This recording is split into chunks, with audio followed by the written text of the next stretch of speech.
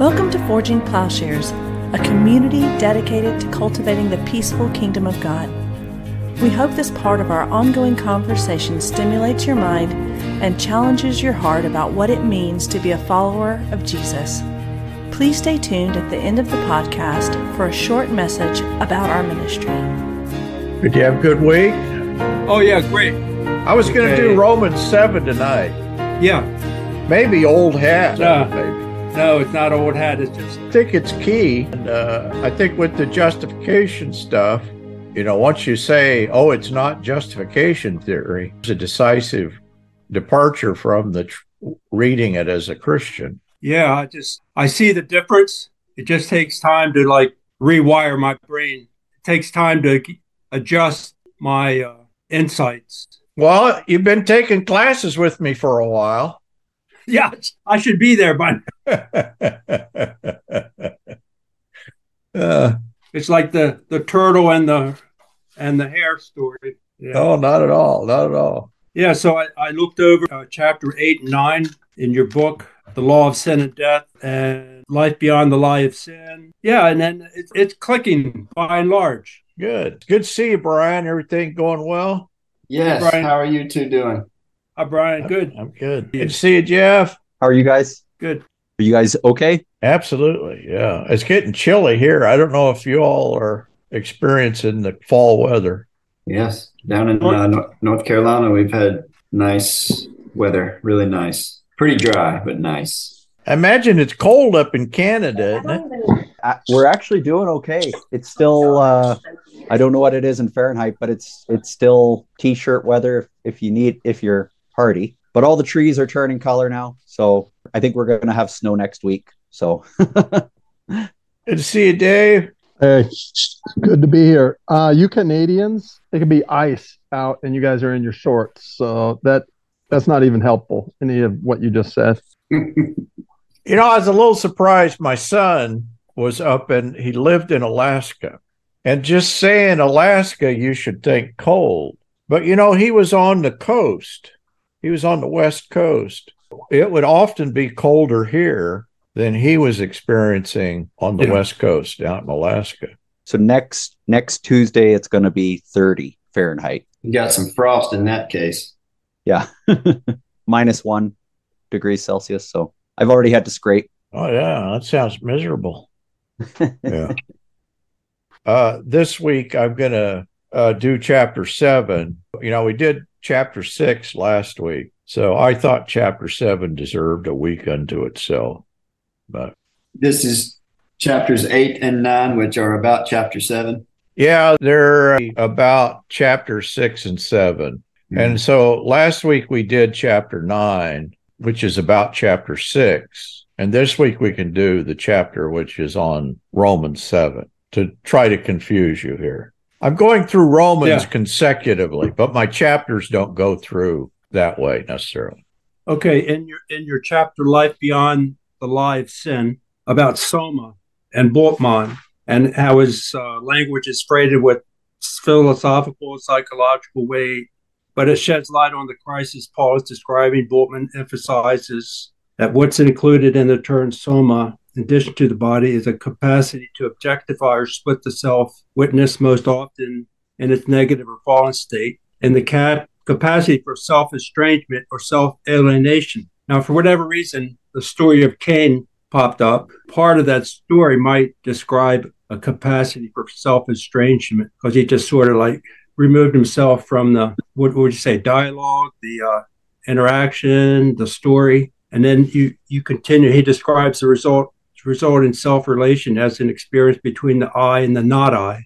I don't know if there's any connections. That's all. Yeah, there's all sorts of connections. I think in the Eastern Orthodox Church that they assign primary weight to the story of Cain and Abel. That actually when in the West we talk about the fall with Adam and Eve. Certainly murdering your brother, that ain't right. In other words, there is where sin clearly appears. And you may think throughout this that I'm attaching too much significance to Romans 7, Genesis 3, in my understanding. I just happen to believe that we can get to the depths of the human psyche, maybe just because I really believe this stuff and that we're really structured in such a fashion. I'm not adding. In other words, I understand there may be some interpretation going on here that may not have originally been there. But I think what you can see in the two stories, however you want to read them, is that clearly with Adam and Eve, there is the initial self-objectification. When a child knows they're naked, they see themselves through the eyes of another, is a way of saying this. There's already a kind of split within us. And of course, we all know that children don't begin that way, that this is something that develops. In the focus that I've had, maybe because of my history in Japan, I've attached a lot of weight to the shame aspect of it. And I think shame describes this kind of feeling of self-estrangement, a kind of wanting to cover up and hide. What happens to Adam and Eve naturally progresses in what Cain does to Abel. In other words, the jealousy, the kind of the zero-sum game that is put into place with human failure, it creates not only a kind of antagonistic self-relation, but then that is projected out onto others. So I think murdering your brother, killing your brother, clearly from jealousy for wanting to displace him, is then the next step in a self-alienated person. And I just happen to believe that we can just continue to read the human condition in this light. I think most people are plagued by various kinds of neuroses, intrusive thoughts and compulsions to repeat, that we might be dismissive. In other words, I think what has happened in the history of Christianity, because we've turned, part of what has happened because we've turned to a kind of legal explanation of this, we actually miss the fashion in which this addresses the reality of the human condition. What is being addressed is the human disease as we all experience it. In other words, I think the way that justification theory functions, or the way that somebody like John Calvin functions, is itself the disease. I put up the conversation between John Depew and I. That's what I say to John, and of course, I'm not saying anything original, that it seems like that what justification theory is doing is repeating what the false teachers are saying and reduplicating then the problem as if the problem is the solution. And I think we could talk about that in this right now. Well, as human beings, we have identifiable problems. We kill each other. Well, that's a problem, isn't it? I mean, I think we could all agree killing each other ain't good. We can understand that arises then. We can, whether we're talking about the Palestinians and the Jews, but just the history of mankind, that there's a kind of inherent deception that people are subject to. And I just happen to think we can explain. I'm not saying we can explain everything.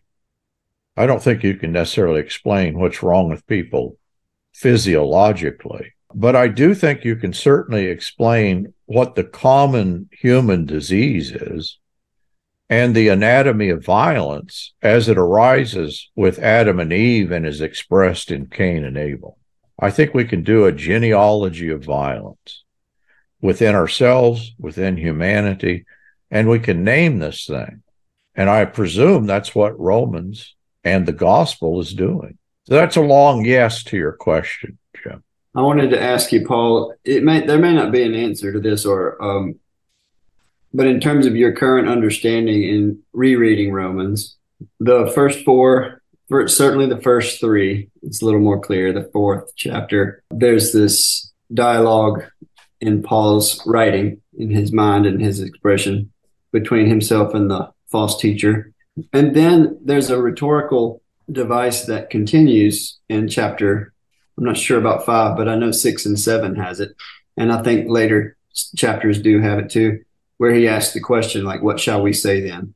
Maybe I'm wanting it to be more simple than it is, but I'm wondering if you can talk about the relationship of the conversation with the false teacher in 1 through 4 with what Paul's rhetorical style in 6 and 7 in asking the questions and sort of framing the logic with those questions, like, is the law sin? There may not be an answer to this, but I'm looking for ways to sort of build an understanding in my mind about Paul's sweeping plan. Yeah, I like your question. And in fact, your question occurred to me today. And I was curious that it doesn't seem like that Campbell or John Depew, that they've developed, when I brought this up to John in our conversation, and Campbell's the same way, they're kind of willing to do a lot of different things with Romans 7.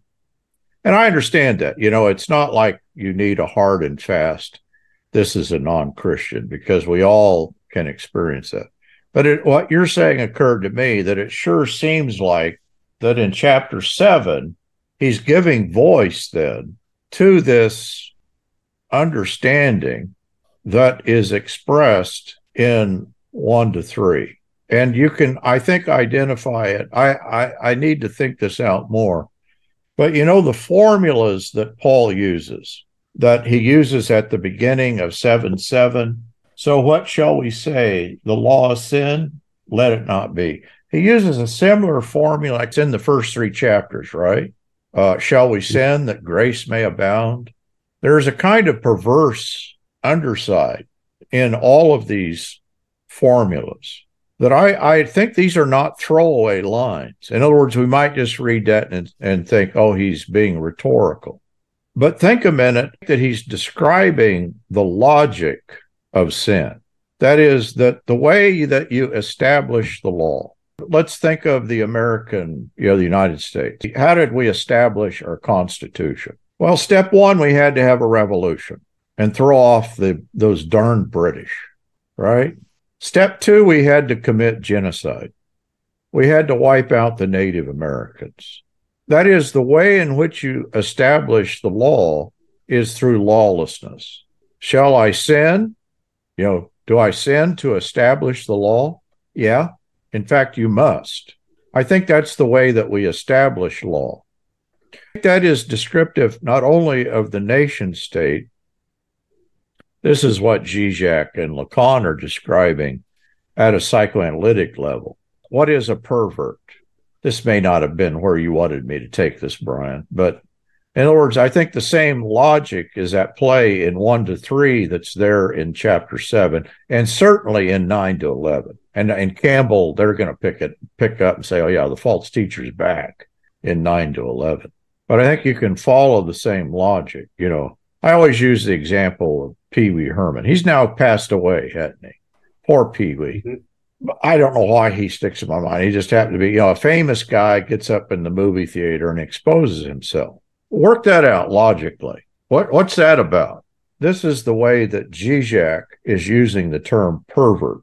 They don't mean by pervert, perverse sexual activity actually isn't sexual activity at all. It's a kind of perverse understanding. Who's getting the pleasure? I know this is bizarre stuff, but in other words, the idea is that Pee Wee Herman is in some way not directly gaining pleasure, but is pleasuring the one behind the law. And this sounds strange, but that is that there's an underside to the law. There is the underside or the overside. And the pervert then is one that manipulates the law, would interpolate themselves into the law so that literally the law works in and through them. And I think that this is what Paul is describing in these various formulas. These are formulas of perversity. Shall I sin that grace may abound? Is the law sin? The way he's describing it and the way that we are oriented to the law, that is the case. The two things go together. It goes together corporately and it goes together at an individual level. Does that connect with Luther's writing on the peasants? They need put back in their place, so that they need wiped out so we can get back to normal. Yeah. The way that you're always going to establish the law. This sounds terrible, and that Luther's doing it. Jeff, you're probably more of a historian, or some of you are more a historian than I am. That's what we're describing. The way we're going to gain access to the power behind the law. And I'm just playing off, I just think Genesis 3, you can just illustrate it continually through Genesis 3, that you can gain life in and through the transgression of the law. Back to Mr. Herman. Your statement there, I'm wondering if I think it helped me to thinking back through what you said to replace the word law with taboo, because it's a societal taboo not to, and it is illegal to be sure, but not to expose yourself in public. But it's if you use the word taboo instead, it makes a little bit more sense to me about the use of law or the use of taboo to pleasure a false self. I'm not sure why. I think it's because law throws me off. I'm always thinking Mosaic law whenever we say law. But man, Paul is using that word in a very loose sense in many, many cases. And he's putting a modifier on it in many cases that is, it's qualifying. This is, we're not talking about God's law here. We're talking about the law, the way the world works, the way the mind works, the way sin works, the way death works. I don't know. Sometimes replacing the word law with something like taboo helps me to get a little bit better image or snapshot for what's going on in the whole Romans 7 process. Are you all familiar with Freud's totem and taboo? Mm-mm. So, this is the way Freud pictures it. Now, and Freud always wanted to be scientific about this, but I think he's making this stuff up. But that's okay. So Freud projects back. He says, what is the original human condition that gives rise to taboo? That also, in other words, taboos and totems tend to be closely tied together. He said that originally there was a father figure, the father, and the father was keeping all the women to himself so that the sons couldn't have women. They couldn't gain wives. And so the sons get together and they kill the father so that they can have access to the women. Remember, everything's about sex for Freud. And so what is the original taboo? Well, it's incest. But if you go to times like Carnival and other times, these taboos like incest, Carnival or those periods in native cultures or in primitive cultures, they're often the time they're kind of a liminal period in which people celebrate the crossing of the taboo. So that the original sons, they not only killed the father, but they ate him. And I think Freud has probably taken a swipe at Christianity here, that in some way he wants to tie. He's going to do the same thing to Judaism too, though. He's kind of anti-Jewish in some ways. So that the ultimate taboo is incest. And yet they celebrate the fact of the killing and eating of the father. That is going to be a marker. And he's going to say this is universal, that all peoples and among all peoples, incest is the premier taboo. But it's also then the means for a kind of, so that it's a kind of liminal thing. In other words, the way that you establish the law, the original father was a law unto himself. So the original taboo is the establishment of a law that actually is the origin story of all people in Freud's picture of it. And so the law plays a kind of odd role in Freud's picture. Once you've got this obscene father figure, the incestual father, and then think of what the Freud's next step. He's going to talk about the obscene superego that you cathect, that becomes the law unto yourself. Freud, he always thought that our morality is our immorality. In other words, he always thought they were tied directly together. Very similar to what Paul is doing, that sin and law are very much interconnected to one another. So, yeah, I think you're right, Brian, that taboo, totem and taboo, I don't think Freud's story is true in any way. But it's highlighting to me the reality that whoever it is, Freud, Zizek, whoever is doing a thorough explanation of human behavior has got to interpose the self, the will against the law. There's a role for the law in every good, thorough explanation of human behavior. And I think that's what outside of Christ is what I'm saying. Right. And I think that's what we're up and against. Mm-hmm. In other words, I think we're sick culturally, communally, and individually because of something on the order of what Paul is describing here, but also Freud is getting at it. You know, Freud is, in the end, very Hebraic in so many ways, and Zizek and Lacan recognize this. And so the grand irony is that somebody like John Calvin, John Calvin is just the end of a process here, comes along and makes the law the thing. Well, what he's done is take what I think is the problem and made it the foundation and definitive of everything. That literally makes us sick. As societies and cultures, this is deadly. In the same fashion that Cain killed Abel, in the same fashion that the Jews would wipe out the Palestinians. In other words, it's always the establishment of an identity, of a homeland, of who we are.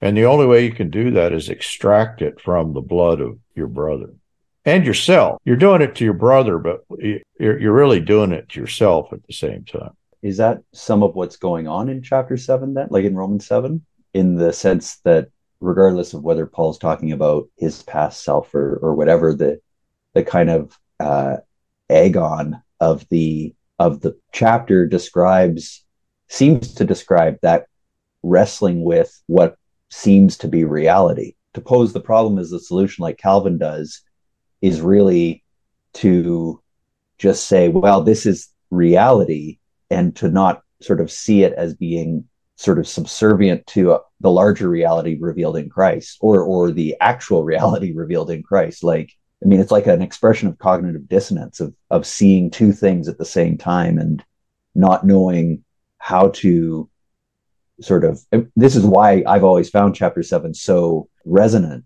for me, because it's like knowing that it isn't true, the false, incarnations that have kind of been produced through sin in the world have an unreality to them, but feel very real.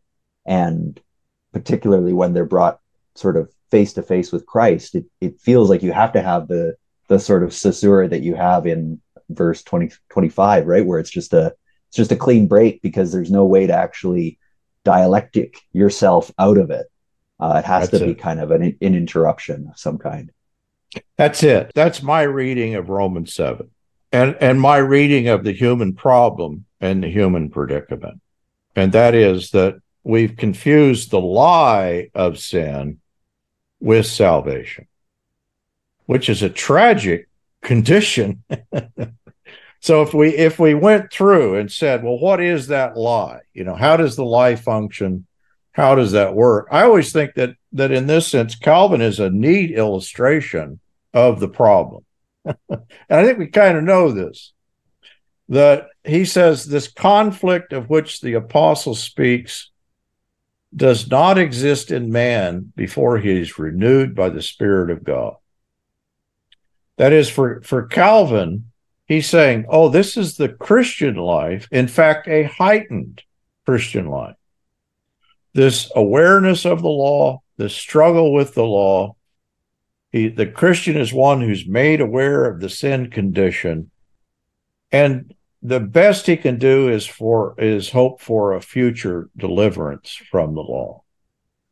In other words, I think in Calvinism, what it paints is that, boy, the non-Christian is actually in a kind of blessed position, because he at least is not given over to this agonistic struggle But the Christian is made to agonize over sin and to feel the acuteness of sin and final rescue. Really, we're talking about the wrath of God, that God is angry, and that's what you're dealing with. I think what we're describing is a sickness, that people will assign to God what is not God, that God is angry, God is wrathful, God is giving me a sign, and that sign is not Jesus Christ. Notice, we're not talking Jesus Christ in chapter 7. It doesn't enter into it until 25. I attended a Presbyterian church for a few years. I remember the structure of the service. Every service you stood and you proclaimed how sinful you are or have been. And then it's just like you start out with guilt. You start out with a baseball bat hitting yourself over the head, and then you move on from there. Or you don't move on.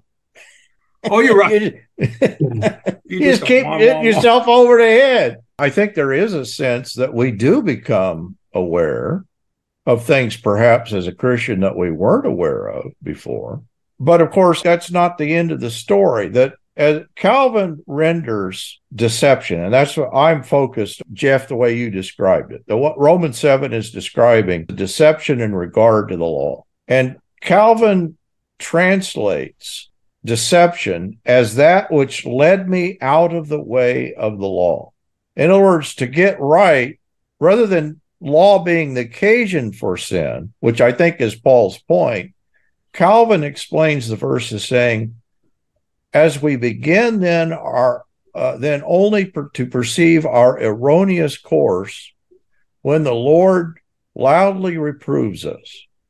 That is, that punishing conscience that Freud says is the obscene superego. Freud and Lacan and Zizek are right. I think that thing is an obscenity, but that obscenity is what Calvin takes to be God. And I think it's what most people take to be God. This is Calvin. Paul says rightly that we are led out of the way when sin is made evident by the law. He's wanting to do justification theory. What is sin? Sin is transgression of the law. That's as good as it gets. But is that what Paul's point is? What Campbell has done for us is remove the obstacle of chapters 1 to 3, certainly, and especially 1:18 to 32, in which the law is really the baseline of everything. Paul is not saying sin is made evident by the law. He is saying sin uses the law to obscure its sinfulness. Holding out the promise of life, it killed me. And Calvin's explanation makes nonsense of Paul's explanation. Why would sin being made evident by the law be the occasion for sin? Calvin seems to mean that sin was already present prior to the law, but the giving of the law exposed what was already present, which may be a kind of logical thing to say, but it is not Paul's point. That doesn't accord with his argument. I think Paul is explaining a fairly complicated thing here. He is explaining how sin's deception works through the law.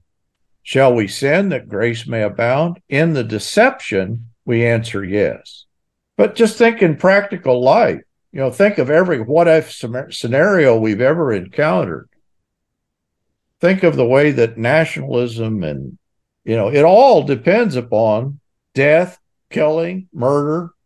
In other words, the only way you're going to secure yourself is through violence and transgressive behavior. There's a Pauline phrase that I've heard referenced in following Calvin's line of thought. The higher order Christian understands the role of the law is just going to be there driving you to Christ every second, but to show you how badly you need him. And the phrase that you took us to Galatians 3 last week with the curse of the law. And there's the phrase also where he in verse 25 says the law became a tutor unto Christ. So I was wondering if you might comment on that. I mean, if you just read through the chapter, I'm sure, which I haven't actually done, The answer might present itself. And the contradiction to Calvin is all in there too. But I'm just wondering what you make of Paul's phrase there in Galatians 3:25 that the law has become our tutor to lead us to Christ so that we may just be justified by faith. But now that faith has come, we are no longer under a tutor. I guess that's it. There's the answer. We're no longer under a tutor. So Paul is quoting two verses in Galatians, right? mm-hmm. He's quoting Leviticus and Habakkuk. Mm-hmm. And the Leviticus passage is the curse of the law. And the Habakkuk passage is that through faith, you are made righteous. Right. There's a righteousness apart from the law. So what is the curse of the law? And this was Daniel Boyarin, but I think it's Paul, and that is, the curse of the law is not that doing the law is a curse, but imagining that doing the law is sufficient. The curse of the law, if you don't understand what Paul's saying, the law takes you somewhere else, but it's not adequate in and of itself. And so in the way that Campbell describes this, in comparison to Christ, in which you were brought to fullness of maturity and freedom, being treated as a child, being taken to school, which is the imagery of having a tutor, that in comparison, the law is a curse. So I think the law as a curse is a reification of the law. The law itself teaches us that the law is not the end in and of itself. If we had to say, what is the curse of the law in chapter, he doesn't use that language. What is the curse of the law in chapter 7? Well, I think that what he's saying in chapter 7 is summed up that when he talks about in chapter 8, that we now know there is no condemnation. What condemnation? Well, the condemnation he's just described, not the condemnation of God, but this self-punishing thing that occurs in chapter 7. That's a damnable situation. And so now there is no condemnation. There is no oppression. There is no katakrina, punishing system of the law. For the law of the Spirit of life in the Anointed One, Jesus, freed you. What law? Freed you from the law of sin and death. I think that's what the law is for Paul. And chapter 7, it's a little unclear. Is he talking about Genesis 3? I think he is. And if he's talking about Genesis 3, he's talking about a universal law. I'm sorry to have to keep using the word law. Brian, your instincts were right. Symbolic order, authoritative systems, cultural mores. I think all of those. My favorite phrase, I think is in early verses of chapter 8, but the law of sin and death. I mean, that's got all three of the heavy hitters, the words there. Law of sin and death. And what is that law? It's the Mosaic law. It's the law given. In other words, it's the Mosaic law under a deception. It's the transgressive orientation in Genesis 3. Every law becomes the law of sin and death. But when we're talking about every law, we're talking about the human way of organizing ourselves. So breaking the law or manipulating the law or making the law one's own in the depiction of the lie, the deception, will provide access to life. That's the lie. I know it may be too strong to to articulate it that way, but I think that Paul himself then describes this may not be something we articulate, but it is a genealogy or anatomy of human desire. What is it that you desire? Well, what the thing that is desired, the object of desire, is unobtainable. It's a lost object. You can never obtain it. And that's what kills you, the pursuit of the lost object. Yeah. It's a little perplexing because just take Romans 7, but if you take Romans 1 through 11 and just read it and sit down and see how much there is there. He's saying something that not many people really were able to repeat or explain or say any better or say any more succinctly or really get and pass on to the next generation. except as in your work shows, the modern parallels describing half of it, the sin part, the agonistic struggle part. My parents go to an OCA church. It's a Orthodox church in America. Their priest has been known to tell my parents and other people, if you get bogged down in the epistles, just remember, always go back to the Gospels. And there's a little bit of comfort in that. And there's not, if you take it as a maxim and never read the epistles, that's not good. But to just know that, hey, this is a lot of depth. You could spend a lot of time asking yourself, what did Paul mean here? Or asking Paul in your head, what do you mean here? Or asking the Lord to help you understand what Paul's saying. Peter didn't understand. That comes out in his epistle, right? At least in Paul's confrontation with him in Antioch. Clearly, Peter wasn't getting the whole law thing, the Jewish law thing. So he couldn't understand. I think many Jews couldn't understand. How can you be righteous and yet not keep the law? That's a contradiction in their world. We had at our church this last Sunday, we were talking about, we read through Philippians together and then just talked about it. And I'd say 3 or 4 people just said, oh, I just can't stand Paul. He's just so arrogant, right? Someone called him a dick, I think, at some point too. and I said, oh, well, I'm taking this class right now that I think might change your perspective on him. And I was talking to someone afterwards about just Paul's confrontation of Peter. And he said, I just hate that. Like, who does he think he is? Just, saying this thing to these guys. And I said, well, but think about what Peter kind of buckling under the weight of this sort of legal expectation and, the law expectation, how much that would have made Paul furious because it so goes back on, like, I think, what would Paul say to Calvin? He would confront him to his face. I think the same, it helps you to understand some of that, what comes across as arrogance is actually just like a firm pushback on any attempt to try to go back under the symbolic order, right? To kind of recover the symbolic order and recover the superego of some kind, although he's not putting it that way. Here's what Peter said in the epistle, 2 Peter chapter 3, verse 14, 15, and 16. Therefore, beloved, since you look for these things, be diligent to be found by him in peace, spotless and blameless, and regard the patience of our Lord as salvation, just as also our beloved brother, Paul, according to the wisdom given him, wrote to you, as also in all his letters, speaking in them of these things, in which are some things hard to understand, which the untaught and unstable distort, as they do so also the rest of scriptures to their own destruction.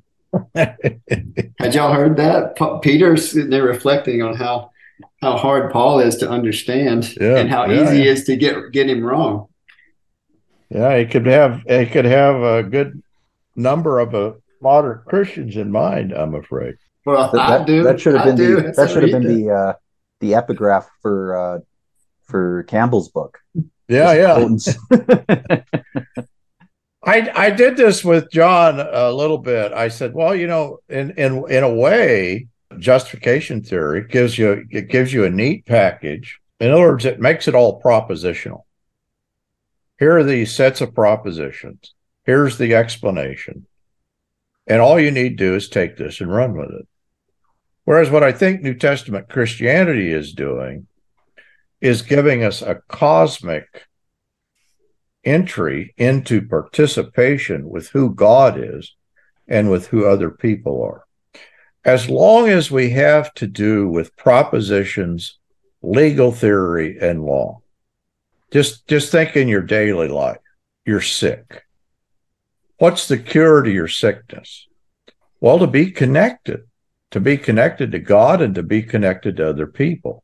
I think that what he's describing is not untypical of the way that people picture God working through these sign systems that we're going to assign meaning to a symbolic order that is totally nonsensical in and of itself.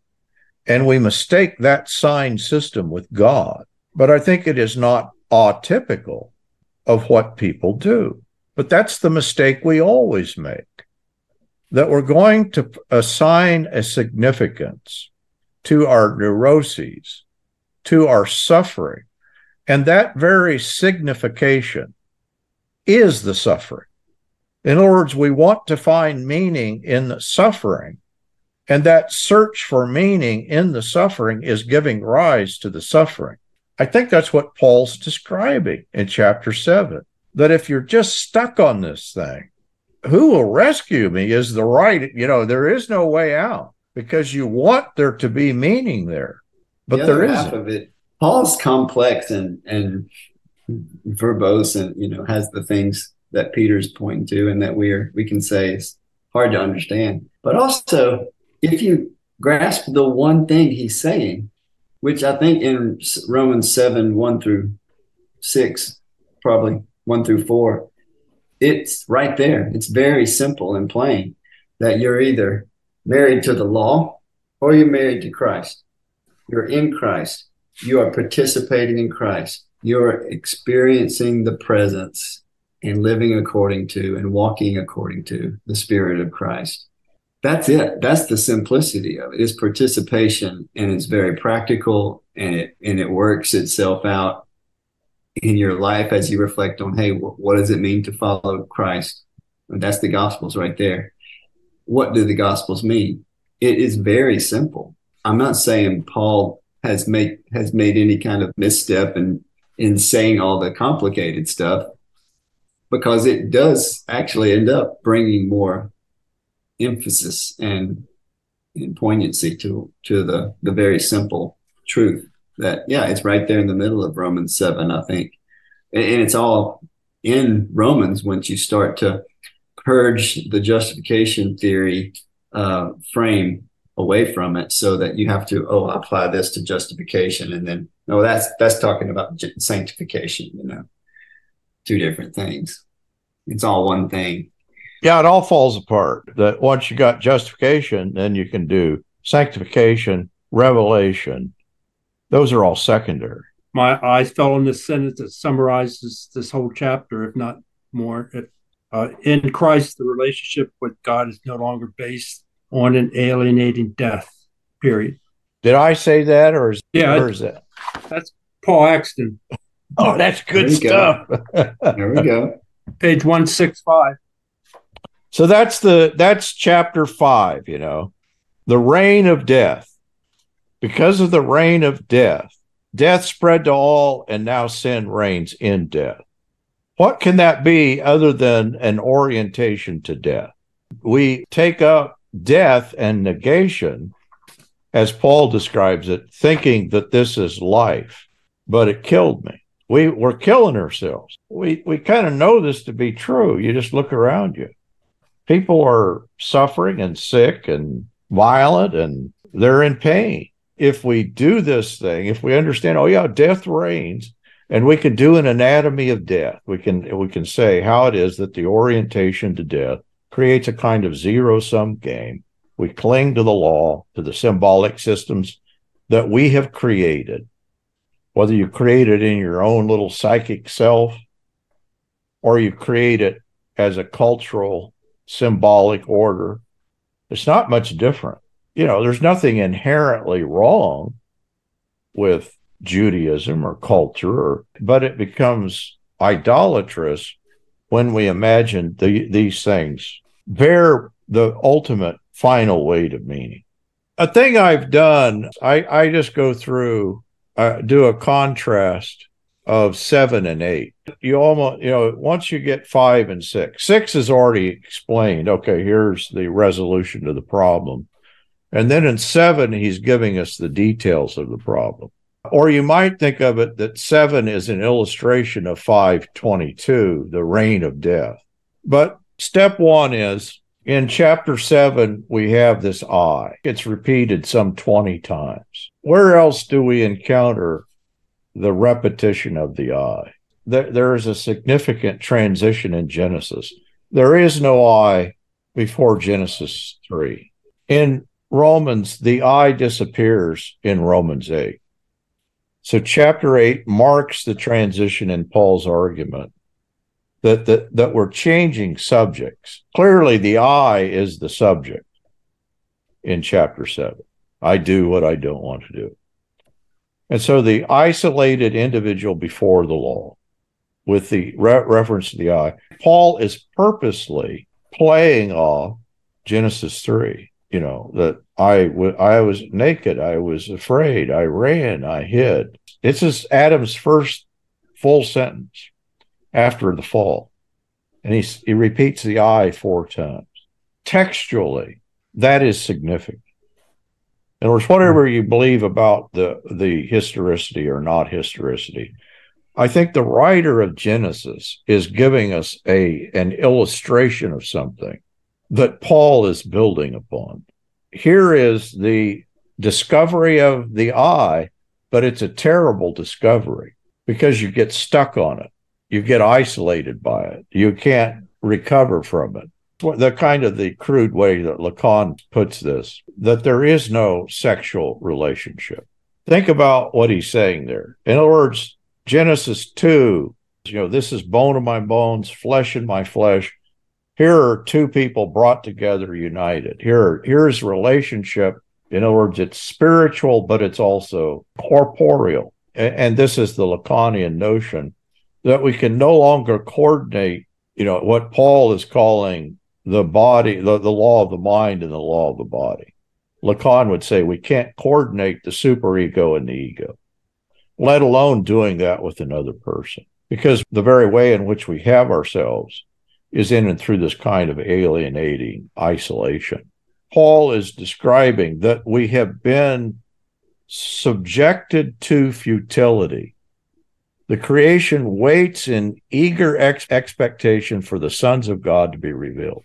He's describing these universal categories that he set out in chapter 5 in contrasting the two Adams. We've already encountered the first and second Adam, in Christ, but now he's describing how it is that this first Adam has a grip on all of us and the cosmic implications, that it's psychic and it's corporate. In other words, he's going to describe both things. Jeff, this is your thing. In other words, what is taking place in the New Testament is that there is a new sense of human interiority, and that is expressed in the form of writing. It's already there a little bit. Is this Auerbach that talks about this, and Whiting? In Mimesis? Yeah. That, in other words, just in the form of literature, Hebrew literature is already doing something different with human interiority. And by the time we get to Christianity, we understand that's functioning very different. We're not aware of this. I became kind of aware of this in Japan, that with the introduction of the Shi Shosetsu, the modern I novel, and that's what they call it, Shi Shosetsu, the I novel.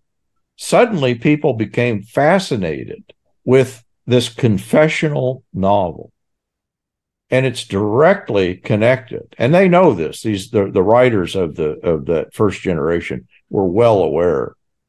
Confessional novel came with the rise of Christian notions of human interiority and confession, but of course they twisted it, and that is they're going to assign meaning to this interior suffering, which is precisely the wrong. In other words, that's what the Shi Shosetsu does, the Japanese I novel. But that's what, Western novels, we enter, the modern novel, we have this sense of interiority. I think that arises with a Christian sensibility about what human interiority consists of. You could then go on to say, and it's not too much of a stretch, to talk about the rise of psychoanalysis and psychology and all of these things as flowing out of that same source. Now, Jeff, you can debunk me because this is your area. I wish I'd read. Charles Taylor has a book called Sources of the Self that I think, and I only read certain chapters in there, but kind of talks about similar things and talks about Augustine as sort of the next great leap forward for interiority because of how he turns things. Even he, instead of finding God out there, you find God inside by going through your own interiority inwards, and then that's where you find God in the end. It's interesting because in some ways that what you had just said about the eye disappearing in chapter 8, I mean, that sounds like an amazing promise for like someone like me, where chapter 7 is just like such an articulation of my own inner life a lot of the time. But thinking, oh, so maybe part of the problem is that ego, or that way of understanding the I, and wanting to know, okay, so if we get that sense of interiority from, like, it's a Christian heritage, how do you delineate between the gift of a sense of interiority and the way in which it maybe just reinforces a more fundamental like experience of the world, as like the Lacanian sort of topology there. I don't know if you have thoughts on that. What we're describing, there is an unleashing of the spiritual and the demonic simultaneously.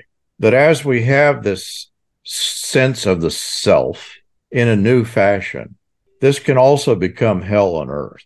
But it also then becomes the alternative is it's also this rich, abundant thing that shows itself in modern literature, modern film, modern art. In other words, the richness of culture and its sickness, I think, are both tied together in what we're describing now. And a little bit I'm agreeing, I hate to say it, with Calvin. That is, it may be that what chapter 7 is describing is a recognition of something that comes with Christianity. But of course, to mistake this for Christianity is the huge error. I've forgotten who's the guy that the division in the brain, and Julian Jaynes. Yeah. Jaynes. I don't know that I buy it, but it's an interesting thought as to the way that people heard voices, and just, the voice in your head, they just took that to be God, and they didn't question it. I don't know if that's true, but at least that describes kind of the unquestioning oppression of the law. It's kind of like an unquestioning, that's just the way it is. There may be a kind of lack of suffering in that. I mean, it's an ultimate suffering in that you're oppressed by a lie. But the sort of pain that is being described in chapter 7, I think, is worse. You recognize that in some way I've been deceived, and this is me doing this to me. The rise of mental illness, the rise of a therapy for mental illness, that cannot be disconnected. Surely this is too big a statement, but can it be disconnected from a Judeo-Christian, the rise of a Judeo-Christian understanding? It's 3,000 pages, so I haven't read it, but Ian McGilchrist's book, The Matter with Things, it's sort of making the rounds. But he has a lot of discussion about left brain, right brain separations. He sees our current modern era as very left brain, which has some, I think, connections to that Judeo-Christian heritage, right? Like that way of being opposed to idolatry and opposed to trying to see things in a kind of, I don't want to, like, I know that the second century temple Judaism is more complicated than this, but in that kind of broad brushstroke a law approach to the world is this left brain approach where you see things in the details, and you don't experience it, don't participate in the mystery of it. So I think he would agree with you and would see that as being something that kind of gets the fuel poured on it at the time of Luther. So that so that all of this stuff just gets ramped up because it's reinforcing the same kind of non-participatory, pro-forensic sort of orientation to what's going on kind of thing, and then it results in a world that is exactly what you're saying, just has an interiority to it, but it's an interiority that is non-participatory. And so you're just left to your own devices. There's an unquestioning bowing down to the authority. No, I think that book is The Master and His Servant. Master and His Emissary. Yeah, that's his previous one, which I think is not 3,000 pages. Oh, okay. But it's the same argument. It's that similar argument. Yeah. I think he has a 40-page summary on Kindle. Jim, you may be familiar with Tadanobu Tsunoda. He's in Japan. This is a guy I encountered that he had a whole theory about left brain, right brain. And see, the Japanese language is vowel dependent, and therefore the development and evolution of the Japanese brain is a clear division that is opposite that of Westerners. So that the sounds of nature, don't buy into what I'm saying. Okay, I'm describing something to you that I want that I think is a complete lie, but it's a very interesting lie. We know that in Japan, when we hear the locusts and the sounds of nature, we receive those in the left side of our brain as Japanese. But unfortunately, you Westerners only hear those sounds in the right side of your brain, so that nature does not speak to you in the way that it does to we Japanese. The Japanese language has so shaped the Japanese brain and Japanese culture, so that we Japanese are a peace-loving people, that we have complete harmony between the left brain and the right brain. Whereas you Westerners, being a desert people, that is, your religion arises in the desert. In the past, you've had to kill and eat your farm companions. And so there is the sense that you've evolved not in harmony with nature, but alienated from nature, and therefore in this kind of self-alienation. It goes on and on and on like this. I went and did a long interview at Tsunoda.